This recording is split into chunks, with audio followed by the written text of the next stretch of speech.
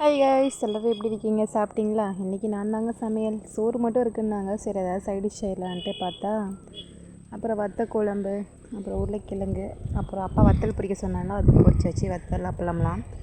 அப்படியே ஸ்கூல் போயிட்டு அப்படியே வர வழியில் தர்பூசணி எப்போதுமே நம்ம அப்பா ஸ்கூல் விட்டு வரப்போ வாங்கி தருவாங்க. ஸோ அப்படியே அதையும் சாப்பிட்டுட்டு அப்புறம் காய்கறி வாங்கிக்கிட்டு 60 தான் கொடுத்தாங்க. பாருங்கள் நான் எவ்வளோ காய்கறி வாங்கியிருக்கேன்ட்டு.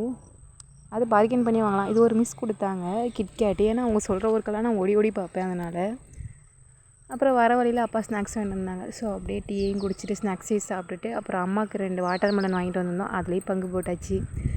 அப்புறம் மதியத்துக்கு லெமன் ரைஸ் இருந்துச்சு. அப்புறம் மீன் குழம்பு வச்சு மீன் வறுவல் பண்ணியிருந்தாங்க வீட்டில். சரி, நான் அதையும் சாப்பிட்டுட்டு அப்படியே தூங்கியாச்சு. அப்புறம் இந்த பால் பாருங்கள், நான் நிற்கிற வரைக்கும் அது பொங்காது. நான் இங்கிட்டு கொஞ்சம் நகர்ந்துட்டேன்னா அது பொங்கிடும்.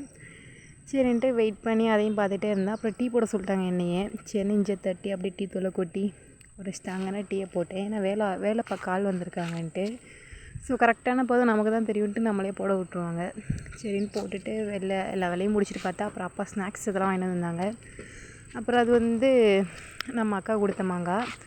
அப்புறம் பால்கோவா நம்ம எப்போதுமே ஆவின் பால்கோவான்ட்டு அப்பா பட்டுக்கோட்டைக்கு போனாலே வாங்கிட்டு வருவாங்க. செம்ம டேஸ்ட்டில் இருக்கும். ஆனால் அந்த 100 ரூபாய்க்கு வாங்கினா அது ஒர்த்தாக இருக்கும்.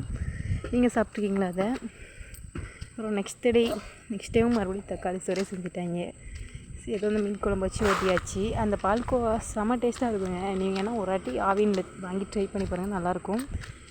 சரின்ட்டு அதோட லீவ் தான், அதோட வந்துட்டேன். அப்புறம் அந்த வாட்டர் மெலன் வாங்குவாங்கன்னு சொன்னால இன்றைக்கி பார்த்தா ஒரு பழமே வாங்கிட்டு வந்துட்டாங்க ஃபுல்லாக.